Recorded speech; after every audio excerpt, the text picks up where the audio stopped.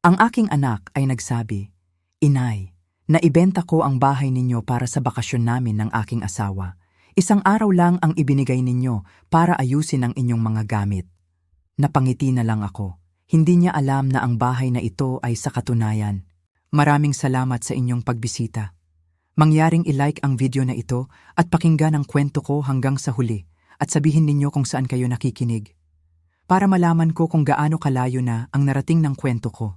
Hindi ko inakala na ang aking ginintuang pagtanda ay magsisimula sa isang pagtataksil.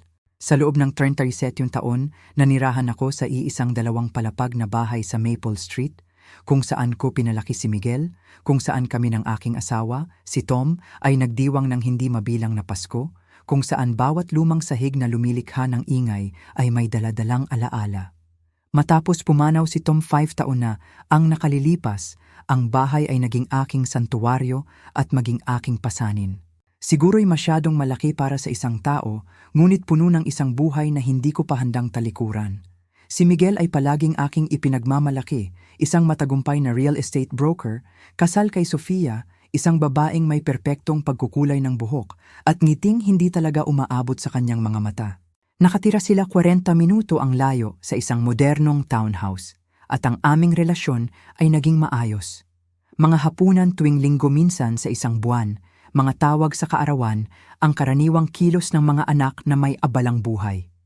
Ngunit 6 na buwan na ang nakalilipas, nagkaroon ng pagbabago. Nagsimula ito sa maliliit na bagay. Nagsimulang magtanong si Miguel tungkol sa bahay. Mga tanong na tila inosente sa simula. "Nay, napag-isipan niyo na po bang lumipat sa mas maliit na lugar? Siguradong mahal ang maintenance nito, di po ba? Mas madali siguro sa isang apartment?" Pinapatawa ko lang ang mga iyon. Lumilipat ng paksa sa kanyang trabaho, sa buhay niya, sa iba pa. Pagkatapos ay dumalas ang mga pagbisita, hindi inaasahang dumadalaw sina Miguel at Sofia.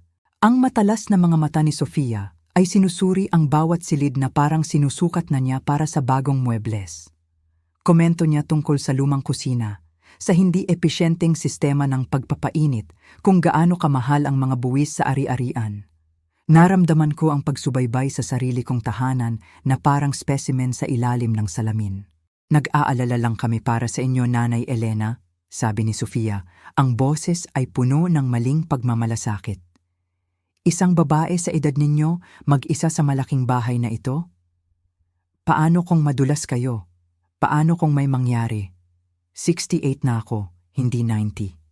Naghahardin pa rin ako. Nagmamaneho mag-isa sa aming book club. Nagboboluntaryo sa library 2 beses sa isang linggo. Ngunit nagsasalita sila sa akin na parang ako ay matanda na parang ako ay walang magawa. Ang mga tawag sa telepono ay naging mas madalas din. Tatawag si Miguel sa hating gabi, ang boses niya'y tila nag-aalala. Napag-isipan na po ba ninyo ang reverse mortgage? Na-update na po ba ang inyong habilin? Mayroon po ba kayong healthcare proxy? Mga tanong na hindi gaanong nagpapakita ng pag-aalaga kundi parang pagtatala. Pagkatapos ay dumating ang Martes ng hapon noong Oktubre. Nasa aking hardin ako, tinatanggal ang mga tuyong talulot ng mga rosas. Sa taglagas nang marinig ko ang pagdating ng sasakyan, ang pilak na sedan ni Miguel. Bumaba siyang mag-isa. Walang Sofia sa pagkakataong ito.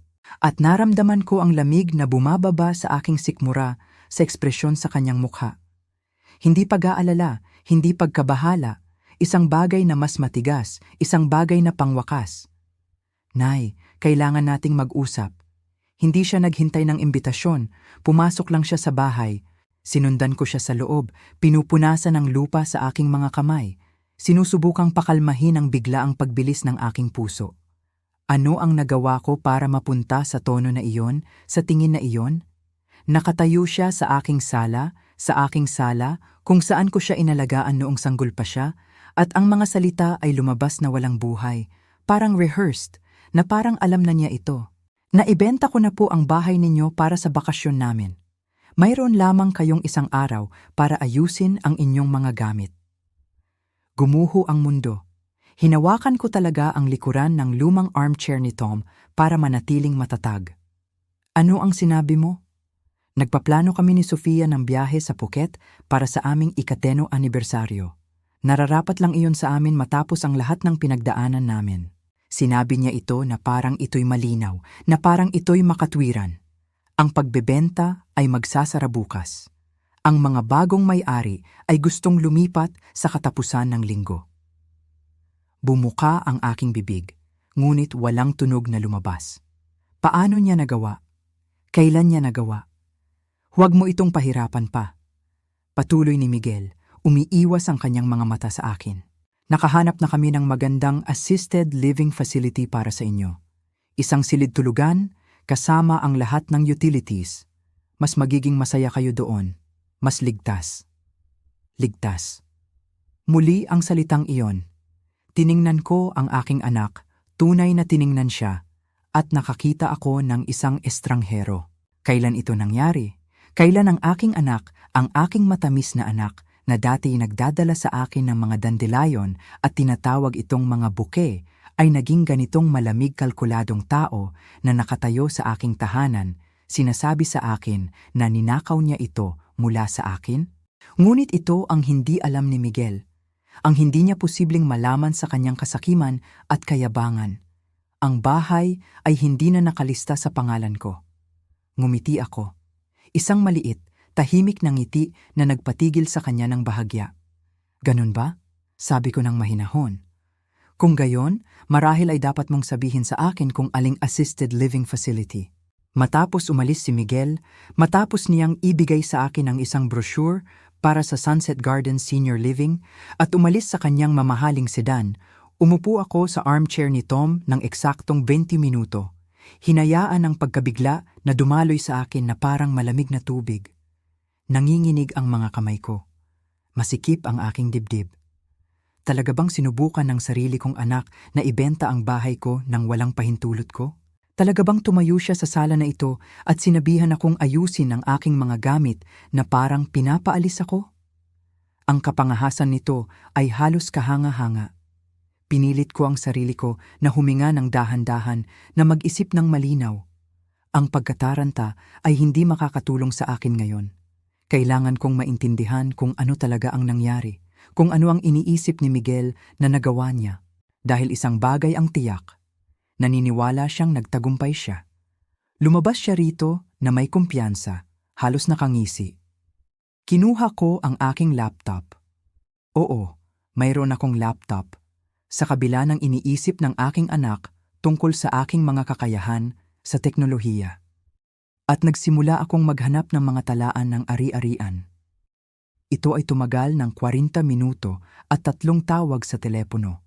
Ngunit sa wakas ay nakipag-ugnayan ako sa isang tao sa tanggapan ng county clerk na maaaring ma-access ang impormasyon. Ma'am, ayon sa aming mga talaan, ang 247 Maple Street ay hawak sa isang living trust. Ang Reyes Family Trust na itinatag noong 2021. Ikaw ang nakalista bilang trustee. Nagpasalamat ako sa kanya at binaba ang telepono. Isang malungkot na ngiti ang dumampi sa aking mga labi.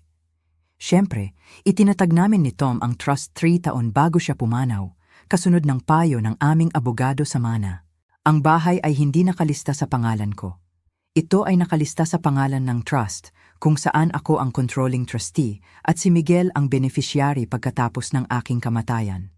Hindi maibebenta ni Miguel ang bahay nang walang pirma ko, nang walang pahintulot ko, ngunit sinubukan niya pa rin. Gumawa ba siya ng mga peking dokumento? Nagsinungaling ba siya sa isang mamimili? O ito ba ay isang masalimuot na bluff upang takutin ako na pirmahan ang paglipat ng bahay? Kailangan kong malaman pa. Kailangan ko ng ebidensya. Nang gabing iyon, gumawa ako ng isang bagay na hindi ko pa nagagawa dati. Tinawagan ko ang kasamahan ni Miguel at Attorney David Lim na nakilala ko ng ilang beses sa mga kaganapan sa kumpanya. Palaging mabait sa akin si David, magalang. Kung may makapagbibigay sa akin ng tapat na impormasyon, ito ay siya. Ba Reyes, napakagandang sorpresa, sabi ni David nang sumagot siya. David, kailangan kong magtanong ng isang bagay at kailangan ko na maging tapat ka sa akin. Si Miguel ba ay kumikilos ng kakaiba sa trabaho kamakailan? Mga problema sa pera, kakaibang kilos, ano pa man? Nagkaroon ng mahabang paghinto. Masyadong mahaba. Ba Reyes, marahil ay hindi ko dapat sabihin ito. Ngunit si Miguel ay kumuha ng malaking utang noong nakaraang buwan. Sinabi niya sa mga partner na ito ay para sa isang business investment, ngunit may usap-usapan. Iniisip ng ilan na nalulunod siya sa pananalapi. Bumagsak ang aking sikmura. Gaano kalaki? Daan-daang libong piso. At sa pagitan natin, siya ay naging balisa, nawawalan ng mga deadline. Ang kanyang pinakamalaking kliyente ay nagbanta na umalis noong nakaraang linggo. Nagpasalamat ako kay David at tinapos ang tawag. Ang aking isip ay nagkakaroon ng bilis. Si Miguel ay nasa problema sa pananalapi, malubhang problema. At sa halip na lumapit sa akin para sa tulong, sa halip na maging tapat sa kanyang ina, nagpasya siyang nakawin ang aking tahanan. Ngunit bakit ang kwento ng bakasyon? Bakit Phuket? Maliban kung bukas muli ang aking laptop at nag-navigate sa Facebook, isa pang bagay na inakala ng aking anak na hindi ko magagawa. Ang pahina ni Sofia ay pampubliko, puno ng mga post tungkol sa mga luxury brand, kakaibang mga destinasyon, at mga inspirational quotes tungkol sa pag-akit ng kasaganaan. Nag-scroll ako pabalik sa huling 6 na buwan at nahanap ang hinahanap ko. 12 ng mga post tungkol sa kanilang paparating na dream vacation, mga larawan ng mga brochure ng resort, mga countdown sa kanilang anniversary trip. Pinaplano nila ito sa loob ng ilang buwan. Binipost nila ito, ipinagmamalaki ito, nagtatayo ng mga inaasahan sa kanilang mga kaibigan at mga taga-subaybay sa social media. At ngayon kailangan nila ng pera para maisakatuparan ito. Ang aking pera, ang aking bahay. Umupo ako, nakakaramdam ng malamig at matigas na bagay na nagiging kristal sa aking dibdib. Ito ay hindi lamang tungkol sa desperasyon sa pananalapi. Ito ay tungkol sa imahe, tungkol sa pagpapanatili ng mga anyo, tungkol sa perpektong Instagram life ni Sofia. Napagdesisyunan nila na ang aking tahanan, ang aking seguridad, ang aking mga alaala ay mas mababa ang halaga kaysa sa kanilang mga larawan sa bakasyon. Doon nagsimulang mabuo ang plano. Hindi ako tatakbo. Hindi ako magtatago. Hindi ako lilipat sa isang assisted living facility habang sila ay umiinom ng cocktails sa isang beach na binayaran ng aking ninakaw na equity. Hindi, gagawa ako ng ibang bagay. Hahayaan ko silang isipin na sila ay nanalo. Maglalaro ako ng laro ng nalilito, walang kakayahang matandang babae na malinaw nilang pinaniniwalaan ako. At habang sila ay abala sa pagbibigay-pugay sa kanilang sarili, makukuha ko ang bawat piraso ng ebidensya na kailangan ko upang patunayan ang kanilang ginawa. At pagkatapos sisiguraduhin kong haharap sila sa tunay na mga kahihinatnan. Kinuha ko ang aking telepono at tinawagan ang numerong sanay hindi ko na kailangang gamitin.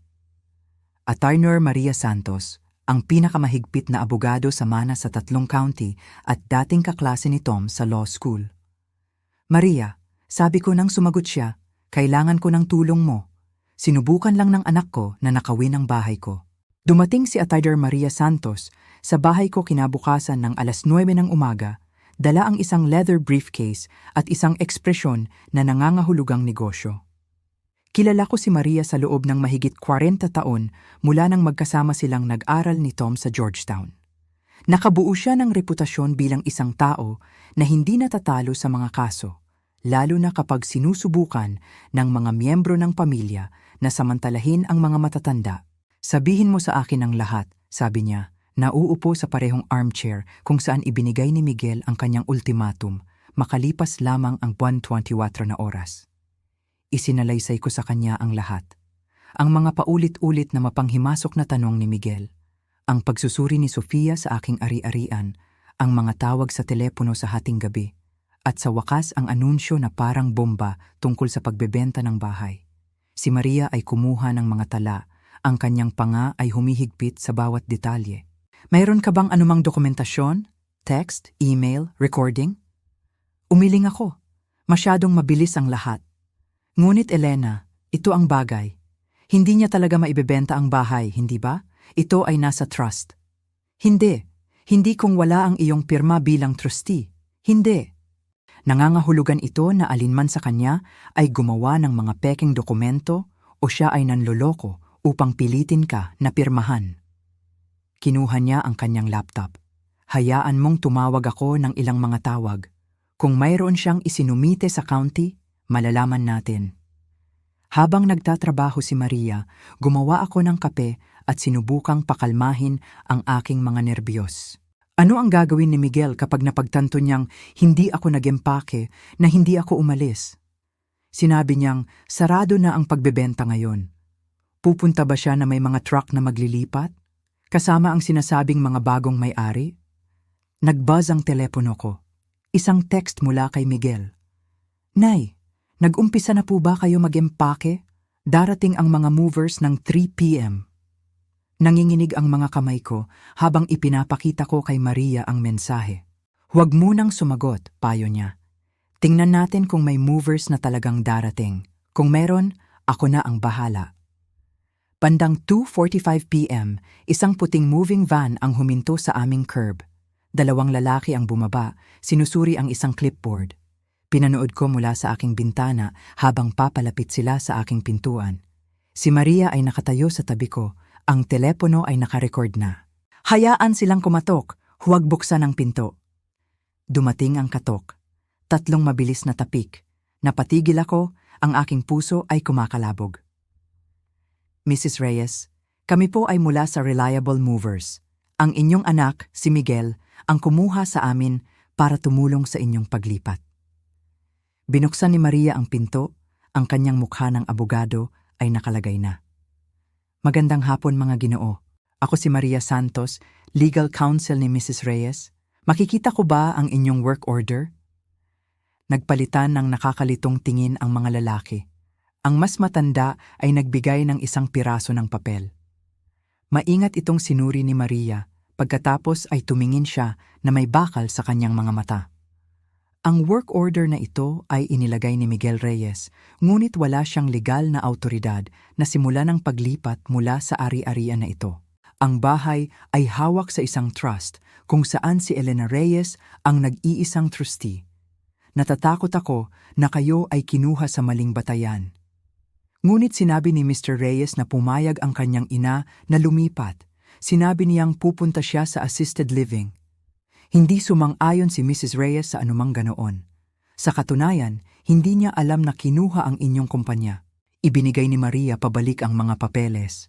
Iminumungkahi kong kontakin ninyo si Mr. Reyes para sa bayad dahil wala kayong ililipat mula sa address na ito ngayon. Umalis ang mga movers na nalilito at malinaw na naiinis. Habang papalayo ang kanilang van, dumating ang isa pang sasakyan. Ang sedan ni Miguel kasama si Sofia sa upuang pasahero. Pinanood ko ang aking anak na bumaba sa sasakyan. Ang mukha nito ay namumula na sa galit.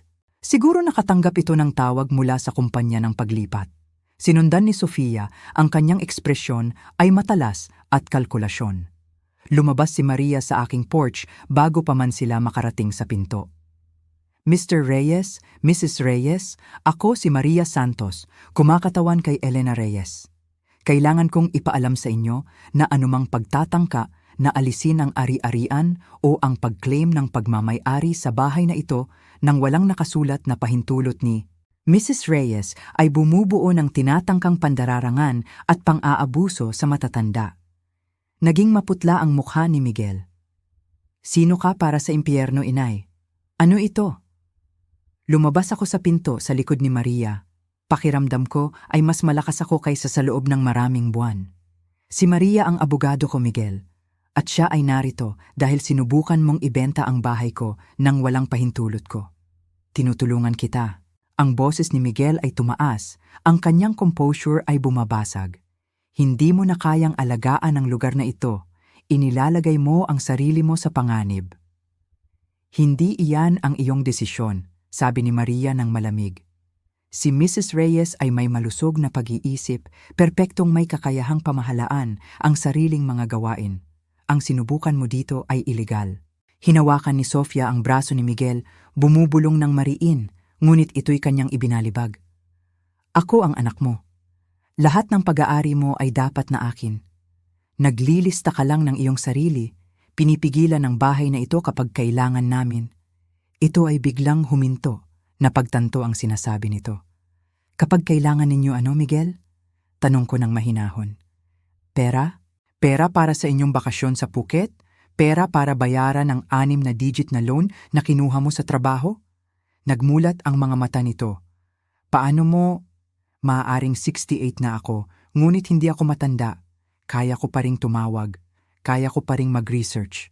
Lumapit ako. Naramdaman ang mga dekada ng pasensya ng isang ina na nagiging isang bagay na mas matigas. Sinubukan mong nakawin ang bahay ko para punduhan ang iyong bakasyon. Handa kang gawing walang tirahan ang iyong ina para sa isang resort sa beach. Nay, hindi. Magbabayad kami para sa iyo. Ang assisted living facility na iyon ay maganda. Isang silid tulugan kung saan mawawala ang aking kalayaan, ang aking mga alaala, ang aking buong buhay, habang kayo ni Sofia ay magpo-post ng mga larawan sa Instagram mula sa Phuket na binayaran ng aking bahay. Ang maskara ni Sofia ay bumagsak sa wakas. Siguro kung hindi ka kasing tigas sa pagtanggap ng tulong, hindi sana kami napilitang gawin. Napilitang gawin ano? Maria ay sumingit. Gumawa ng elder fraud. Dahil iyon ang nangyari, Mrs. Reyes. At mayroon na akong lahat ng dokumentasyon ngayon. Nakatayo sina Miguel at Sofia sa aking daanan. Ang kanilang plano ay nawasak. Ang kanilang desperasyon ay nakikita. Sa sandaling ito, nakita ko ang takot sa mata ng aking anak, takot sa mga kahihinatnan, sa pagkalantad, sa lahat ng bagay na nagkakalikot. Mabuti, hayaan siyang matakot. Natakot ako sa loob ng 24 na oras. Ngayon ang kanyang turn. Ang plano ni Maria ay simple ngunit masusi. Dokumentuhan ang lahat. Maghain ng formal na reklamo sa Adult Protective Services ng Estado at simulan ang isang cease and desist order na pumipigil kay Miguel na gumawa ng anumang pag-claim tungkol sa aking ari-arian o kapakanan. Ngunit una, kailangan namin ng konkretong ebidensya ng kanyang tinatangkang pandararangan. Ang kumpanya ng paglipat ay magbibigay ng testimonya, paliwanag ni Maria sa kape kinabukasan. Ngunit kailangan nating itatag ang kanyang motibo. Ang mga financial record ay makakatulong. May ideya ako kung saan mahahanap ang mga record na iyon. Sa loob ng maraming taon, ako ang co-signer sa unang credit card ni Miguel mula noong siya'y nasa kolehiyo pa.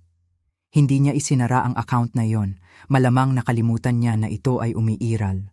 At bilang co-signer, meron akong legal na access sa mga statement.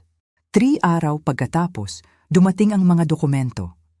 Ang aking dining room table ay naging isang war room na puno ng mga bank statement, credit card bill, loan application.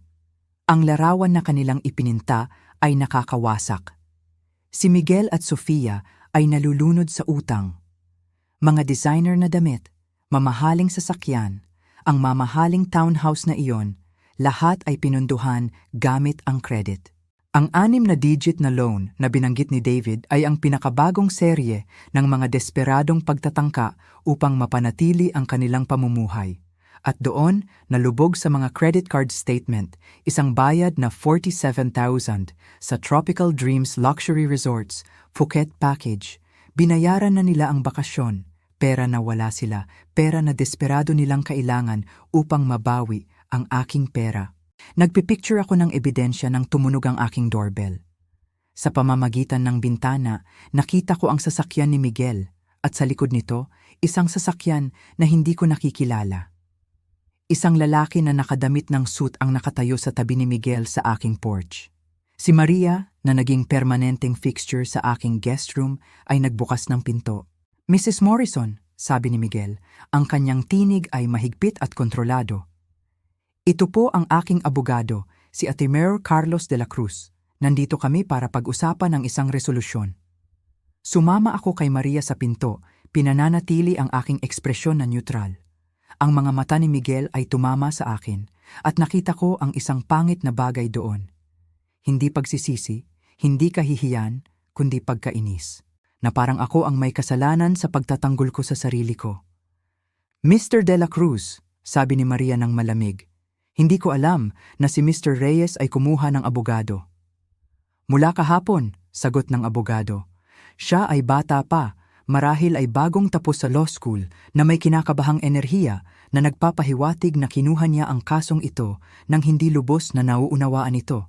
Nais ng aking kliyente na magmungkahi ng isang kompromiso na makikinabang sa lahat ng mga kasangkot. Nakikinig ako, sabi ni Maria. Bagaman ang kanyang tono ay nagpapahiwatig ng kabaligtaran. Kinikilala ni Mr. Reyes na maaaring nagkaroon ng ilang hindi pagkakaunawaan tungkol sa paglipat ng ari-arian. Gayunpaman, iginigiit niya na ang kanyang ina ay hindi naligtas na mapanatili ang bahay ng mag-isa. Nagmumungkahi siya ng isang joint ownership arrangement kung saan siya ang hahawak sa lahat ng maintenance at financial decisions habang si Mrs. Reyes ay mananatili sa paninirahan.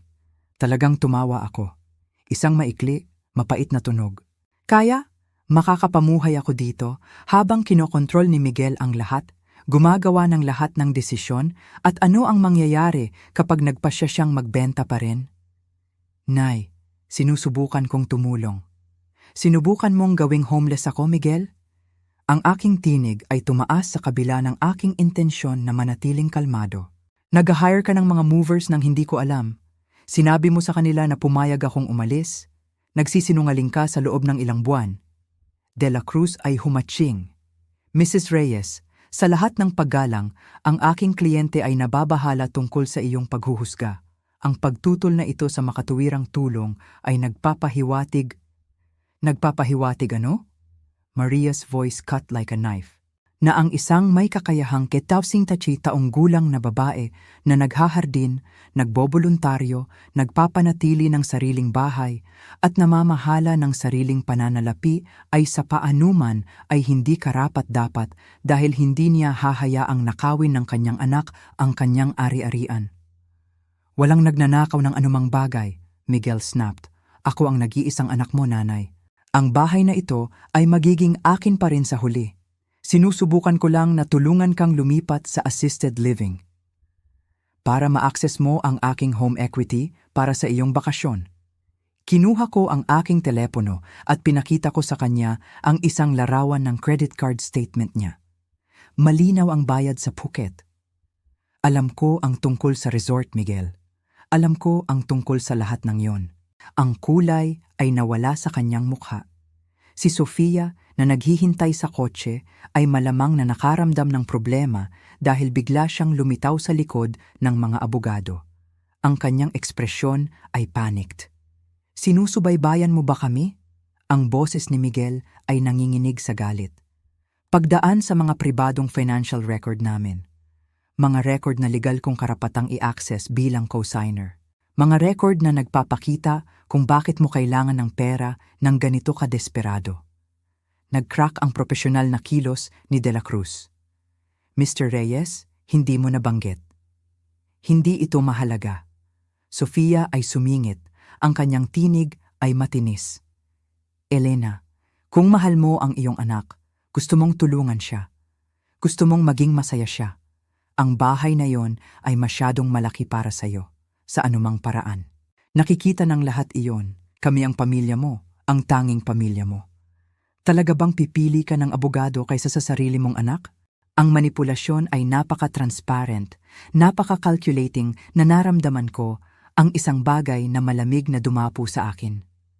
Pinipili ko ang aking sarili, sabi ko ng mahinahon.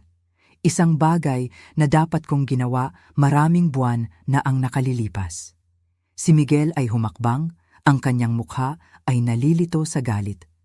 Ikaw na matandang babae, pagsisisihan mo ito. Patutunayan natin na hindi ka karapat-dapat. Kukunin natin ang guardianship. Kukunin ano? Ang tinig ni Maria ay mapanganib na malumanay. Mananakot ng isang senior citizen sa harap ng mga saksi.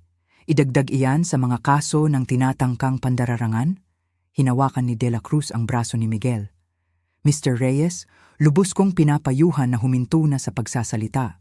Umalis sila, si Miguel ay nagpapalabas ng galit, si Sofia ay umiiyak, ang kanilang batang abogado ay mukhang pinagsisisihan niya ang pagkuha ng kanilang tawag.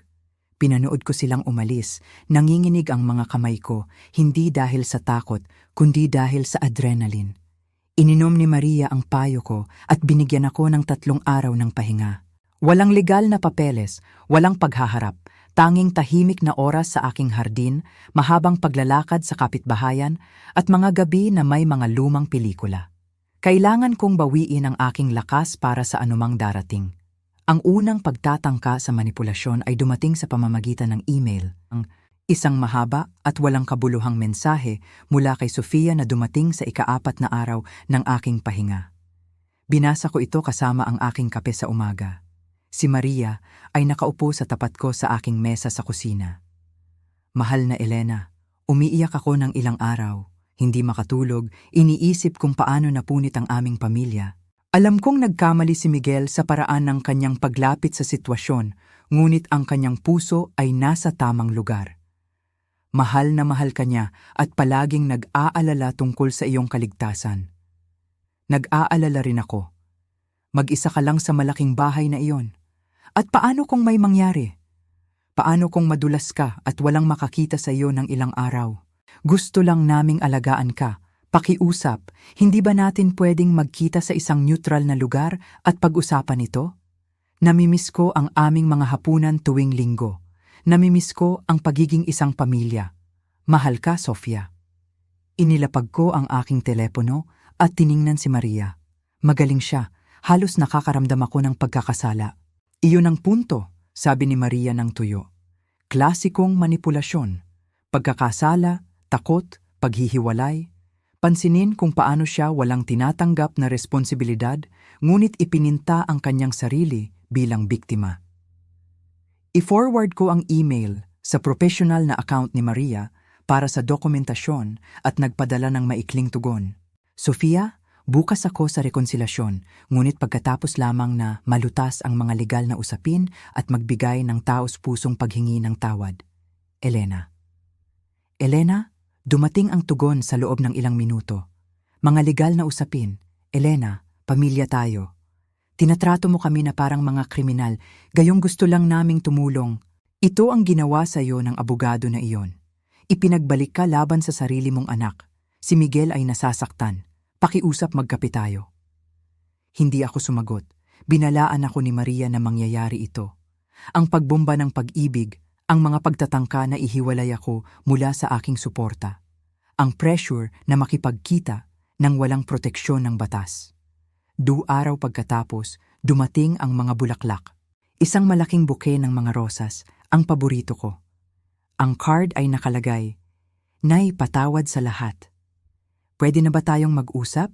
Ang iyong mapagmahal na anak, Miguel." Inilagay ko sila sa tubig. Magaganda sila pagkatapos ng lahat. Ngunit hindi ako tumawag. Pagkatapos ay dumating ang mga tawag sa telepono. Nag-iwan si Miguel ng mga voicemail. Ang kanyang boses ay nagbabago mula sa umiiyak hanggang sa galit hanggang sa nasasaktan.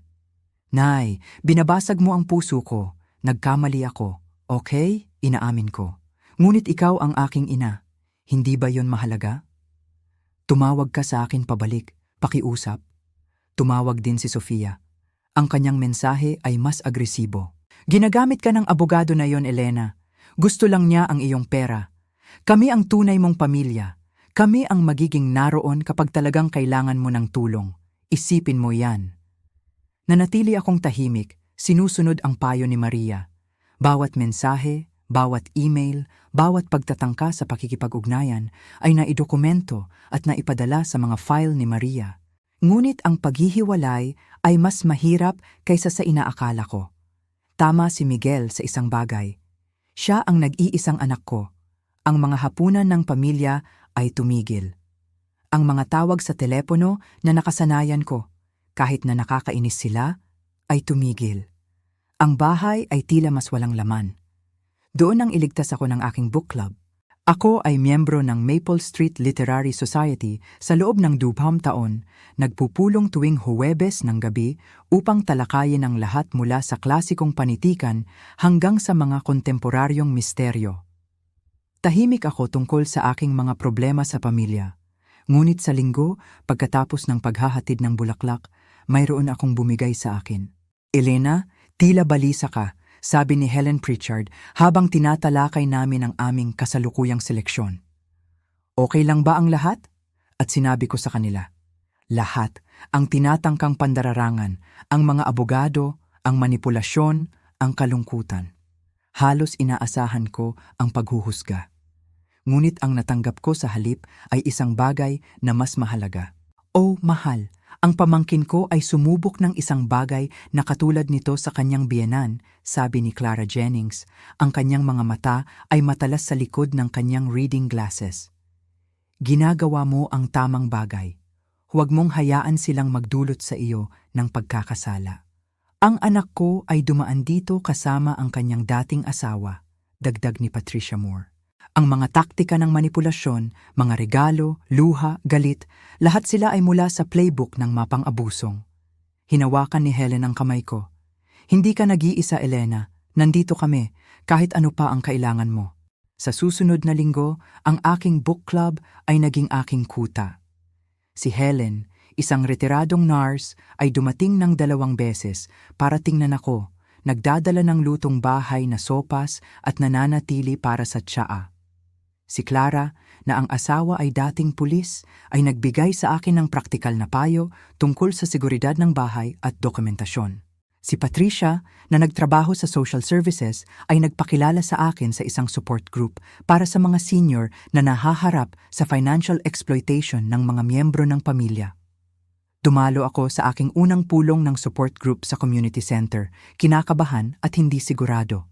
Ngunit nakaupo sa bilog na iyon ng 2 tao, lahat ay nahaharap sa magkatulad na mga pagtataksil mula sa mga anak, asawa o kamag-anak na pagtanto ko ang isang bagay na malalim.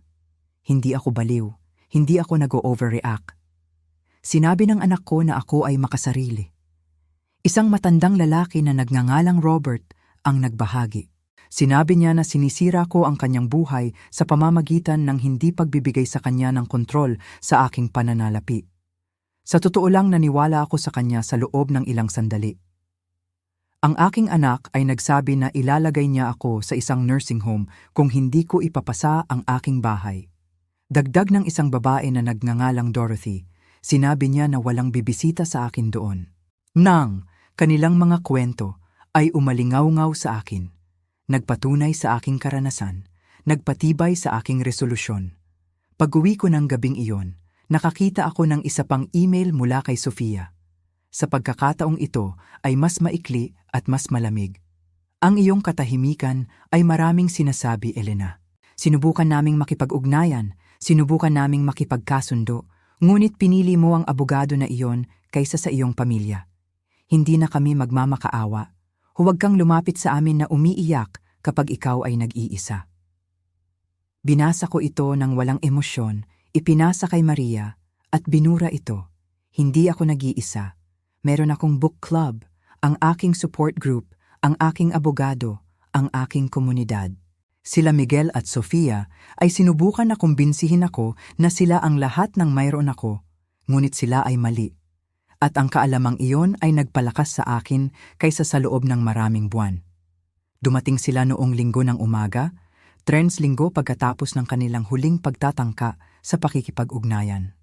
Nasa hardin ako, nagpuputol ng mga hydrangea nang marinig ko ang pagbagsak ng mga pinto ng kotse. 2 sa kanila, ang sedan ni Miguel at isa pang sasakyan na hindi ko nakikilala. Dahan-dahan akong tumayo, ang gunting ay nasa kamay pa rin, at pinanood kung paano lumapit sina Miguel at Sofia sa akin, na sinusundan ng isang mas matandang babae na hindi ko pa nakikita. Lahat sila ay nagsusuot ng maingat na nabuong ekspresyon ng pag-aalala, tulad ng mga aktor na naglalaro ng mga tungkulin. Nay, sabi ni Miguel, ang kanyang tinig ay malumanay, kontrolado. Kailangan nating mag-usap, pakiusap, pakinggan lang natin sila. Hindi ko sila inanyayahang pumasok. Nakatayo ako sa aking hardin, lupa sa aking mga tuhod at naghintay. Ang mas matandang babae ay lumapit, iniabot ang kanyang kamay. Mrs. Reyes, ako si Dr. Angela Fernandez, isa akong espesyalista sa pangangalaga sa geriatric. Hiniling ni Miguel na suriin ko ang inyong sitwasyon sa pamumuhay. Isang doktor. Nagdala sila ng doktor para ipahayag na ako ay incompetent. Hindi ako sumang-ayon sa anumang assessment, sabi ko ng mahinahon. Siyempre hindi. at hindi mo kailangang gawin, sabi ni Dr. Fernandez ng maayos. Ngunit bilang isang profesional sa medisina, masasabi ko sa inyo na maraming mga senior ang hindi na pagtatanto kung kailan nila kailangan ng tulong. Ang mga senyales ay maaaring banayad. Ang pagkalimot na magbayad ng mga singil, pagpapabaya sa maintenance ng bahay, paghihiwalay sa pamilya, binabayaran ko ang lahat ng aking mga singil sa oras. Ang aking tahanan ay mahusay na napapanatili at hindi ako isolated. Tumingin ako diretso kay Miguel. Napapaligiran ako ng mga taong tunay na nagmamalasakit sa aking kapakanan. Ang maskara ni Sofia ay bahagyang bumagsak. Elena, sinusubukan naming tulungan ka. Nagdala kami ng Dr. Fernandez sa sarili naming gastos dahil nag-aalala kami. Nag-aalala tungkol sa pagkansela ng iyong bakasyon sa Phuket? Ang mga salita ay lumabas ng mas matalas kaysa sa aking intensyon. Ang panga ni Miguel ay humigpit. Nay, kinansela namin ang biyahe. Okay, kinansela namin ito dahil mas mahalaga ang ating pamilya kaysa sa anumang bakasyon. Halos naniwala ako sa kanya. Sa isang saglit, nakita ko ang anak na pinalaki ko. Ang batang lalaki na umiyak noong namatay ang kanyang goldfish, ang teenager na nagdala sa akin ng kape sa kama sa Mother's Day. Ngunit pagkatapos ay nahuli ko ang ekspresyon ni Sofia. Isang kislap ng pagkainis na mabilis na itinago. At alam kong ito ay isang kasinungalingan. Ipakita mo sa akin ang kumpirmasyon ng pagkansela, sinabi ko. Ano? Kung kinansela ninyo ang biyahe, ipakita ninyo sa akin ang email. Ang patunay ng refund. Ang mukha ni Miguel ay nagalit. Hindi ako makapaniwala na pagkatapos ng lahat, hindi mo pa rin kami pinagkakatiwalaan. Sinubukan mong ibenta ang bahay ko nang walang pahintulot ko, Miguel. Nag-hire ka ng mga movers para paalisin ako. Paulit-ulit kang nagsinungaling. Bakit ako magtitiwala sa'yo? Dr. Fernandez ay humatsing. Mrs. Reyes, ang ganitong uri ng paranoia at paghihinala ay talagang karaniwan sa mga senior na nakakaranas ng cognitive decline. Ang kawalan ng kakayahang magtiwala sa mga miyembro ng pamilya. Ang paniniwala na ang mga mahal sa buhay ay laban sa iyo. Ito ay mga pulang bandila. Ang manipulasyon ay napaka-smooth, napaka-professional. Naramdaman ko ang isang malamig na dumadaloy sa aking gulugod. Ang babaeng ito ay isang tunay na doktor na nagbibigay sa akin ng isang tunay na diagnosis batay sa mga gawa-gawang sintomas. Kung hindi ako magiging maingat, ito ay maaaring gamitin laban sa akin sa korte. Pinahahalagahan ko ang iyong pag-aalala, Dr. Fernandez, ngunit hindi ako nakakaranas ng cognitive decline. Nakakaranas ako ng tinatangkang financial exploitation ng aking anak. Kinuha ko ang aking telepono. Gusto mo bang makita ang mga nakadokumentong ebidensya, ang work order ng moving company, ang mga bank statement na nagpapakita ng bayad na bakasyon? Ang profesional na ngiti ng doktor ay naglaho. Inikot mo ang aming ina laban sa amin, sabi ni Sofia, ang kanyang boses ay tumataas. Sa iyong mga abogado at iyong mga paratang at iyong paranoia, sinusubukan naming bumuo ng isang relasyon dito. Sinusubukan na maging isang pamilya at tinatrato mo kami na parang mga kriminal. Gumawa kayo ng krimen, sabi ko ng mahinahon. Gumawa tayo ng pagkakamali, sigaw ni Miguel. Ang kanyang kontrol ay tuluyang nasira. Isang pagkakamali. Ang mga tao ay nagkakamali, Nay. Ngunit sa halip na patawarin kami, sa halip na maging isang tunay na ina, kumikilos ka na parang mga halimaw tayo. Kailangan namin ng tulong. Desperado kami. At ikaw, nakaupo ka sa daan-daang libong piso sa equity habang ang iyong nag-iisang anak ay nalulunod. Naroon na, ang tunay na Miguel sa wakas ay nakikita sa ilalim ng mapagmalasakit na pagganap.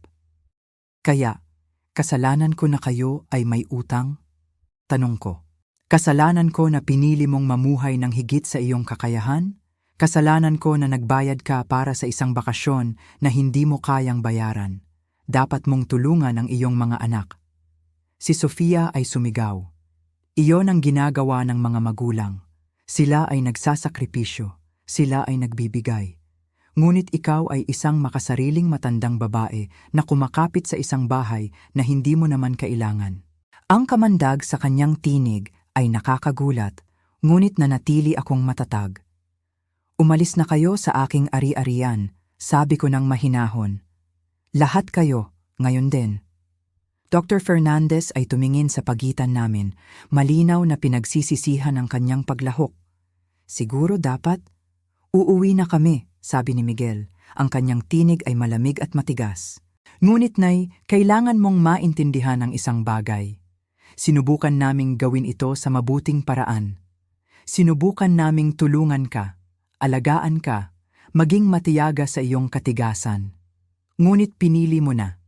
Pinili mo ang mga abogado at mga estranghero kaysa sa iyong sariling pamilya at pagsisisihan mo ito, dagdag ni Sofia, ang kanyang mga mata ay kumikislap sa mga luha ng galit. Kapag ikaw ay nag-iisa, kapag kailangan mo ng tulong at walang sino man doon, gugunitain mo ang sandaling ito. Gugunitain mo na sinubukan namin. Bumaling sila at naglakad palayo. Si Dr. Fernandez ay nagmamadaling sumunod sa kanila. Malinaw na hindi komportable. Pinanood ko silang umalis. Nanginginig ang aking mga kamay, hindi dahil sa takot, kundi dahil sa galit. Bumalik ako sa aking bahay at tinawagan kaagad si Maria. Nagdala sila ng doktor para ipahayag na ako ay incompetent. Sabi ko, ang aking tinig ay matatag sa kabila ng adrenaline. Ngunit nanatili akong matatag. Hindi ko sila pinapasok. Hindi ako nakikipag-ugnayan ng higit pa sa kinakailangan. Mabuti, sabi ni Maria. Elena, sila ay nagiging desperado na nangangahulugang nananalo tayo. Ngunit nangangahulugan din ito na maaaring gumawa sila ng isang bagay na matindi. Gusto kong isaalang-alang mo ang pag-install ng mga security camera. Tapos na, sabi ko, nakakagulat sa aking sarili kung gaano ako kahanda. Ang bayaw ni Helen ay nag-install nito noong nakaraang linggo. Mayroon akong footage ng buong engkwentro. Si Maria ay tumawa, isang tunog ng purong pag-apruba. Magiging maayos ka, Elena, higit pa sa maayos. Pagkatapos kong ibaba ang telepono, umupo ako sa armchair ni Tom at hinayaan ang sarili kong maramdaman ang lahat. Ang takot, ang galit, ang kalungkutan ng pag-alam na ang aking anak ay naging isang tao na halos hindi ko nakilala. Ngunit sa ilalim ng lahat, mas malakas kaysa sa lahat, ay ang determinasyon. Sinubukan nilang sirain ako. Sa halip, pinatibay nila ako. Dumating ang summon 6 na linggo pagkatapos. Naghahain si Miguel ng emergency guardianship na nagpapahayag na ako ay mentally incompetent at hindi kayang alagaan ang sarili ko. Ang pagdinig ay nakaschedule para sa Martes, Oktubre 17, sa County Courthouse. Si Maria ay nag-assemble ng aming depensa na may presisyon ng militar. Mayroon kaming mga bank record na nagpapatunay na perpekto kong pinamahalaan ang aking pananalapi.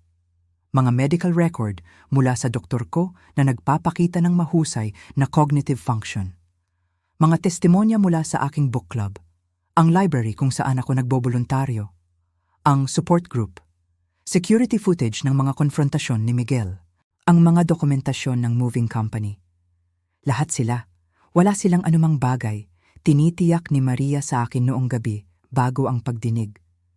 Mga aligasyon lamang sa maikling obserbasyon ni Dr. Fernandez na anumang hukom ay makakakita. Ngunit Elena, maghanda. Magsasabi si Miguel ng mga kakilakilabot na bagay. Umiiyak si Sofia. Ipapakita nila kayo bilang isang trahedya na figura na hindi makakakita ng sariling pagbaba. Alam ko, sabi ko, at alam ko. Naghanda ako ng 6 na linggo para sa sandaling ito. Ang courtroom ay mas maliit kaysa sa aking naisip, may fluorescent lighting at institutional. Sina Miguel at Sofia ay nakaupo kasama ang kanilang abogado, si Atixio, Carlos de la Cruz, na malinaw na naglaan ng oras upang mas maihanda ang kasong ito. Nagdala rin sila ni Dr. Fernandez at 2 pang tao na hindi ko kilala, mga character witness, marahil. Pumasok si Judge Patricia Carmichael, isang itim na babae sa kanyang 50s na may matalas na mga mata at walang nonsense na kilos. Tahimik niyang binasa ang petisyon pagkatapos ay tumingin. Mr. De La Cruz, ito ay isang petisyon para sa emergency guardianship ni Elena Reyes, edad 68, na inihain ng kanyang anak, si Miguel Reyes. Mangyaring ipakita ang iyong kaso.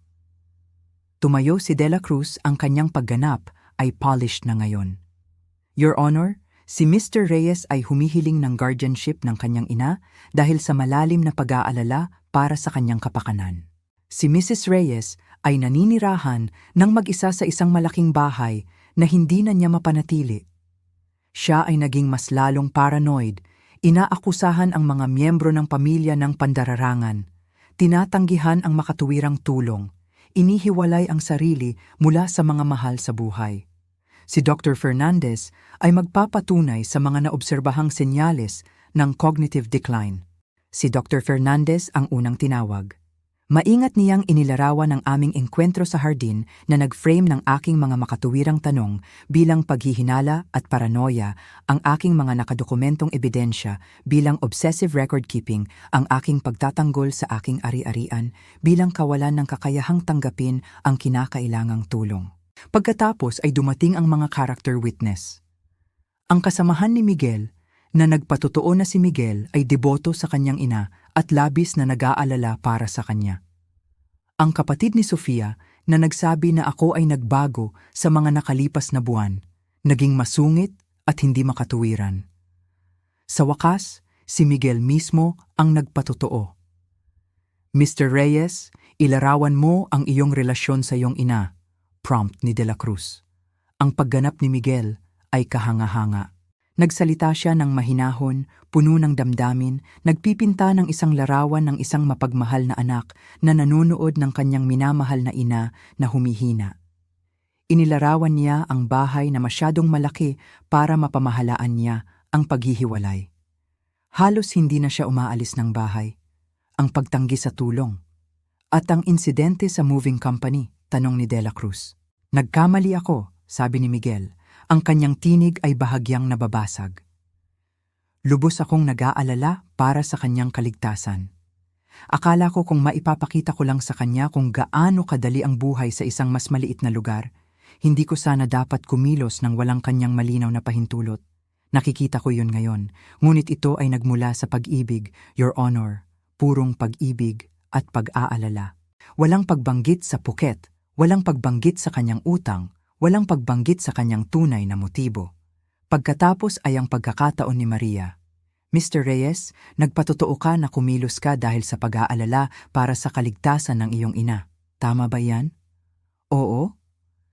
At gayunpaman, nag-hire ka ng mga movers nang hindi mo siya binibigyan ng impormasyon. Tama ba yan? Gaya ng sinabi ko, ito ay isang pagkakamali.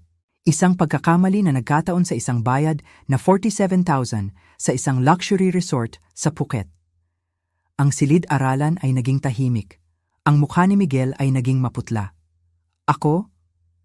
Nagkaroon kami ng biyahe na naka-schedule, ngunit ang biyahe na mayroon ka pa ring naka-schedule. Tama ba? Ang iyong abogado ay nagsabi na kinansela mo ito, ngunit talagang ipinagpaliban mo lamang ang mga petsa. Hindi ba? Hindi yon. Maria ay nagpakita ng ebidensya. Mga print ng mga kamakailang post sa social media ni Sofia, ginawa lamang 2 linggo ang nakalilipas na nagpapakita ng mga countdown post para sa kanilang muling naka-schedule na dream vacation. Mga screenshot ng mga email confirmation ng resort, mga credit card statement na nagpapakita ng mga payment plan.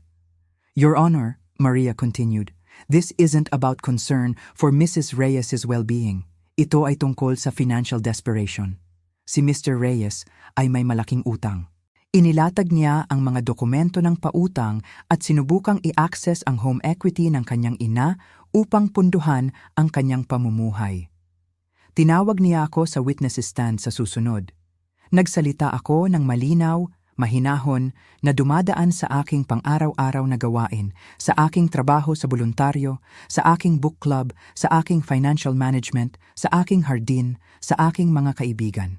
Ipinakita ko ang aking mga medical record, ang aking malinis na health record mula sa aking doktor.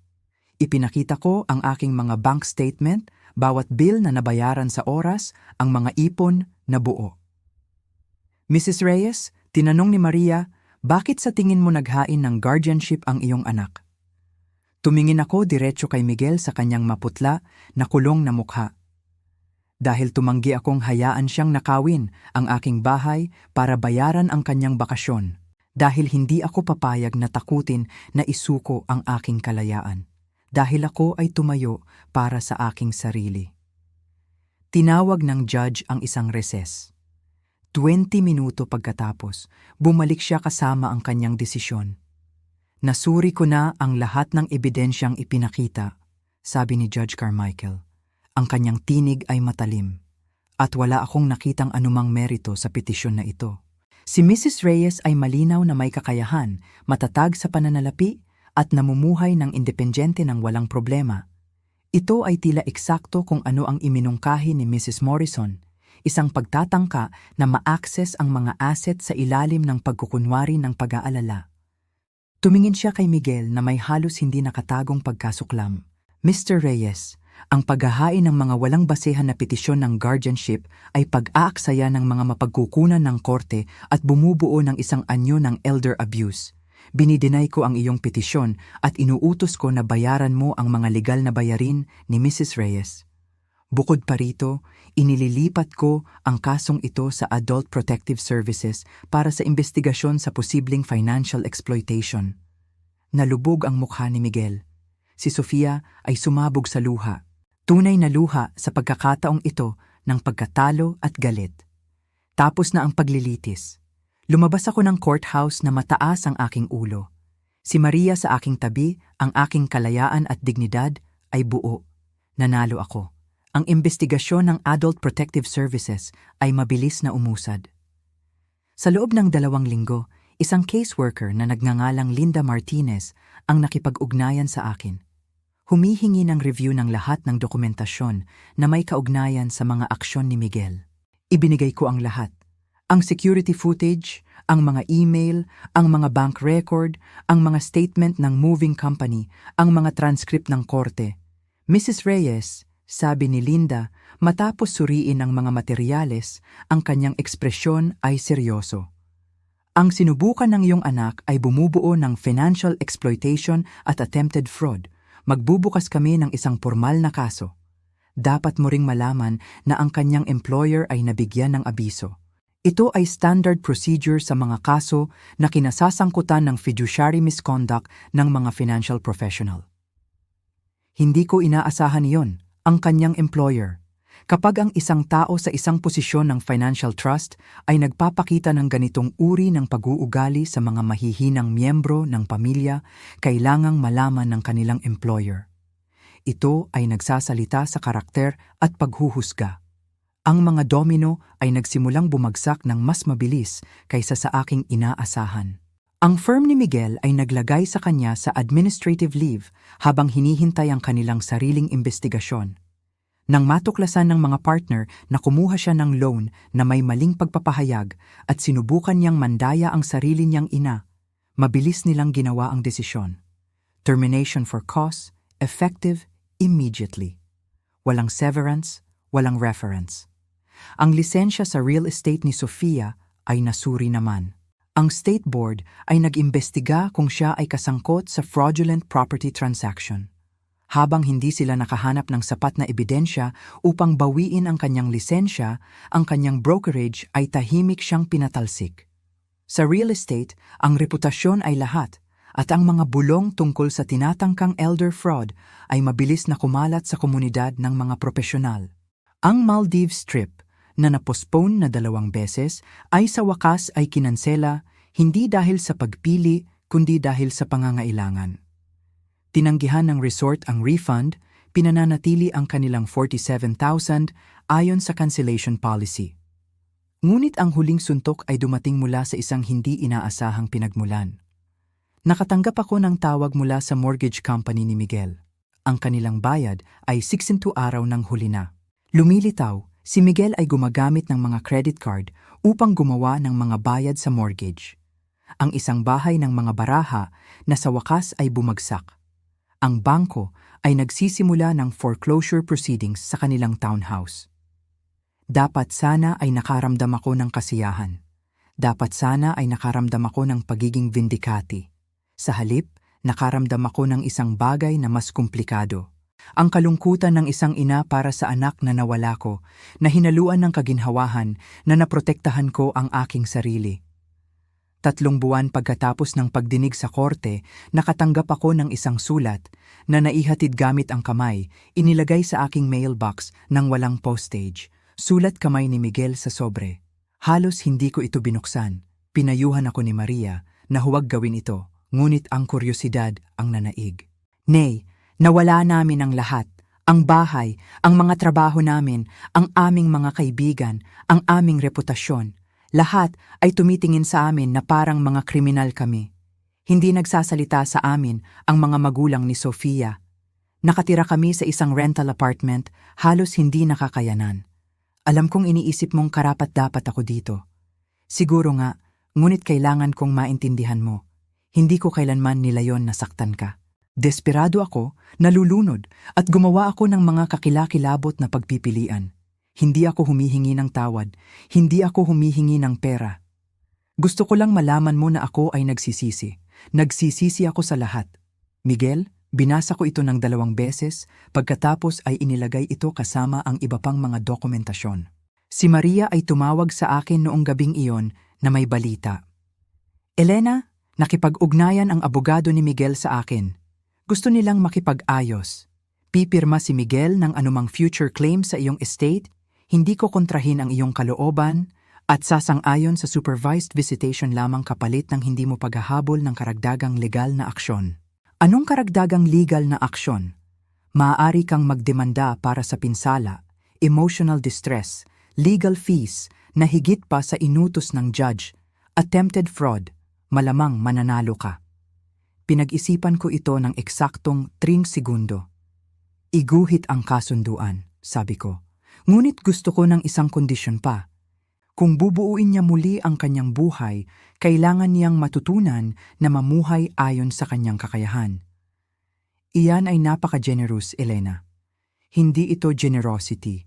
Ito ay siguraduhin na ito ay hindi na mangyayari muli. Ang kasunduan ay nilagdaan 2 linggo pagkatapos. Sina Miguel at Sofia ay nagbigay ng lahat ng mga claim sa aking ari-arian. Sumang-ayon lamang sa supervised contact na wala akong intensyong simulan at si Miguel ay nag-enroll sa isang financial counseling program na ipinag-utos ng korte. Nagpagawa ako ng aking abogado ng aking kalooban. Ang bahay ay ibibenta pagkatapos ng aking kamatayan at ang mga nalikom ay magpopondo sa Margaret Sanderson Foundation para sa Elder Financial Protection, na magbibigay ng legal na tulong sa mga senior na nahaharap sa exploitation ng mga miyembro ng pamilya. Si Miguel ay makakakuha ng eksaktong nararapat sa kanya, wala. Napatunayan na niya kung ano ang gagawin niya dito. Sa araw na natapos ang mga papeles, tumayo ako sa aking hardin at naramdaman ang bigat ng 6 na buwang stress na sa wakas ay nawala. Ang aking tahanan ay akin, ang aking kalayaan ay akin, ang aking buhay ay akin. Si Miguel ay tumaya ng lahat sa kanyang plano na kontrolin ako, ma-access ang aking mga asset, punduhan ang kanyang hindi napapanatiling pamumuhay. At nawala siya ng lubusan, hindi magkakaroon ng rekonsilasyon, walang reunion na may luha, walang redemption arc.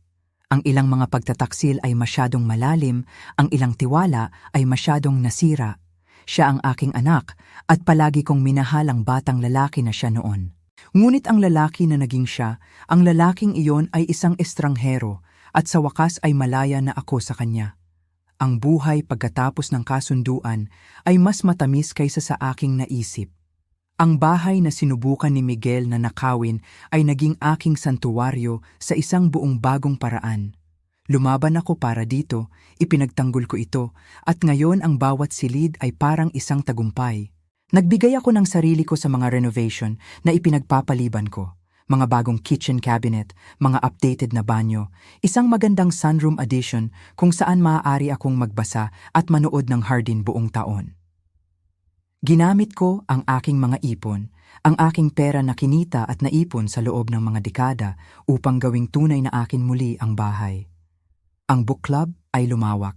Nagsimula kaming magpulong 2 beses sa isang buwan sa halip na 1 beses at regular akong nagho-host, pinupuno ang aking dining room ng tawa, alak at masiglang debate tungkol sa panitikan. Sina Helen, Clara at Patricia ay naging higit pa sa mga kaibigan.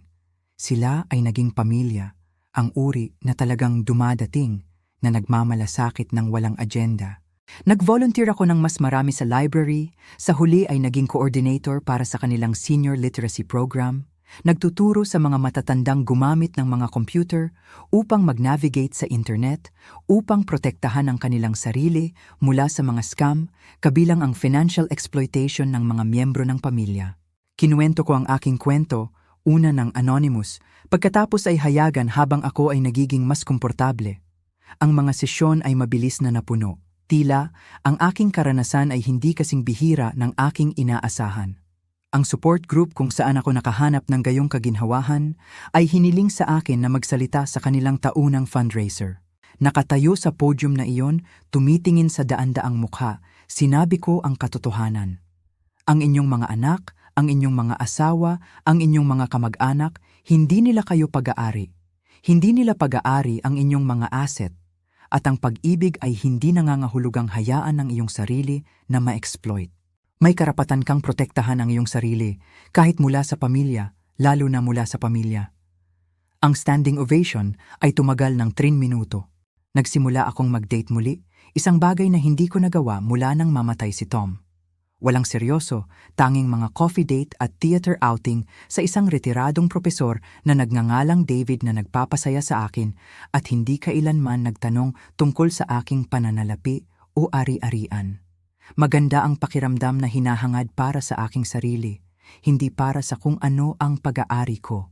Ang aking hardin ay umunlad. Sumali ako sa lokal na Horticultural Society, nanalo ng pangalawang premyo para sa aking mga hydrangea, at nagsimulang magturo ng mga weekend workshop tungkol sa sustainable gardening. Ang bahay na inakala ni Miguel ay masyadong malaki para sa akin ay naging isang hub ng aktibidad at kagalakan. Samantala, ang mga update tungkol kay Miguel at Sofia ay paminsan-minsan na dumadaan, karaniwang sa pamamagitan ng mga mutual acquaintances na sa tingin nila ay dapat kong malaman. Nawala nila ang townhouse sa foreclosure gaya ng inaasahan. Lumipat sila sa isang maliit na rental apartment sa isang mas murang bahagi ng bayan. Si Sofia ay kumuha ng trabaho bilang isang administrative assistant, isang nakakahiya na hakbang pababa mula sa kanyang karera sa real estate, ngunit kinakailangan. Si Miguel ay nakahanap ng trabaho sa kalaunan, ngunit walang sa pananalapi. Walang firm ang hahawak sa kanya pagkatapos ng investigasyon. Nagbebenta siya ng insurance ngayon, kumikita ng isang bahagi lamang ng kanyang dating sweldo. Ang social media ni Sofia, minsan puno ng luxury branding at vacation countdowns, ay nagdilim. Pagkatapos ay muling lumitaw na may bagong tono. Mga inspirational quotes tungkol sa resilience, malabong post tungkol sa mga natutunang aral, mga larawan na maingat na nakrop upang itago ang kanilang mga katamtamang kalagayan. Ang mga komento mula sa mga dating kaibigan ay natuyo. Ang mga likes ay kakaunti. Narinig ko kay Clara na ang anak na babae ay nagtrabaho sa community college na nag-file sila ng bankruptcy. Ang utang ay naging hindi mapamahalaan nang walang kanilang inflated na kita. Ang financial counseling na ipinag-utos ng korte ay hindi maaaring ibalik ang mga tao ng mapanganib na paggastos ng biglaan. Ang kasal ni Miguel ay tila nahihirapan. Nakita sila ni Clara sa grocery store na nag-aaway sa parking lot tungkol sa kung aling generic brand ang bibilhin. Ang pangarap na buhay na desperado nilang pinanatili ay ganap na gumuho. 6 na buwan pagkatapos ng kasunduan, nakatanggap ako ng isa pang sulat mula kay Miguel. Sa pagkakataong ito ay mas maikli, mas mapait. Nay, sana masaya ka. Sana ang iyong bahay at ang iyong abogado at ang iyong bagong buhay ay sulit sa pagwasak sa iyong nag-iisang anak. Halos hindi kami nabubuhay habang ikaw ay nabubuhay sa luho. Ngunit sa tingin ko iyon ang gusto mo sa simula pa. Naparusahan ako sa isang pagkakamali. Sana sulit iyon. Hindi ako sumagot. Walang masasabi sa isang tao na kahit na pagkatapos ng lahat ay nakikita pa rin ang kanyang sarili bilang biktima. Sa halip, gumawa ako ng isang bagay na pinaplano ko sa loob ng ilang buwan. Nakipag-ugnayan ako sa aking estate attorney at tinapos ang aking legacy plan. Pagkatapos ng aking kamatayan, ang bahay ay ibebenta at ang mga nalikom ay magpopondo sa Margaret Sanderson Foundation para sa Elder Financial Protection na magbibigay ng legal na tulong sa mga senior na nahaharap sa exploitation ng mga miyembro ng pamilya. Si Miguel ay makakakuha ng eksaktong nararapat sa kanya, wala. Ginawa na niya ang kanyang napatunayan. I-frame ko ang mga dokumento ng foundation at isabit ito sa aking opisina. Sa tabi mismo ng isang larawan ni Tom at ako sa aming araw ng kasal. Tatayuan niya ito, sa tingin ko. Palagi niyang sinasabi na mas malakas ako kaysa sa iniisip ko ang aking sarili. Isang taon pagkatapos ng tinatangkang pandararangan ni Miguel, nag-host ako ng isang garden party. 50 tao ang dumating, mga miyembro ng book club, mga volunteer sa library, mga kaibigan mula sa support group, mga kapitbahay, si David ang propesor, kahit si Maria at ang kanyang pamilya. Nagdiwang kami sa ilalim ng mga string lights, kumakain ng catered food, umiinom ng champagne, tumatawa hanggang madilim. May nagtanong sa akin kung pinagsisihan ko ba kung paano nagtapos ang mga bagay sa kay Miguel. Tumingin ako sa paligid sa aking magandang tahanan na puno ng mga taong tunay na nagmamalasakit sa akin at ngumiti. Hindi sa isang segundo, sabi ko, at sinabi ko ang totoo. Kaya iyan ang kwento ko. Sinubukan ng anak ko na nakawin ang aking tahanan at lumaban ako. May mga taong sa tingin nila ay masyadong malupit ako, na ang pamilya ay dapat magpatawad ng lahat. Ang iba ay nagsasabi na dapat sana ay mas naging mahigpit pa ako. Ano ang gagawin mo kung ang sarili mong anak ay nagtaksil sa iyo ng ganoon? Gaano kalayo ang pupuntahan mo para protektahan ang iyong sarili? Kung ang aking kwento ay nagbigay daan sa iyo, mangyaring mag-iwan ng komento. Ibahagi ang iyong sariling mga karanasan.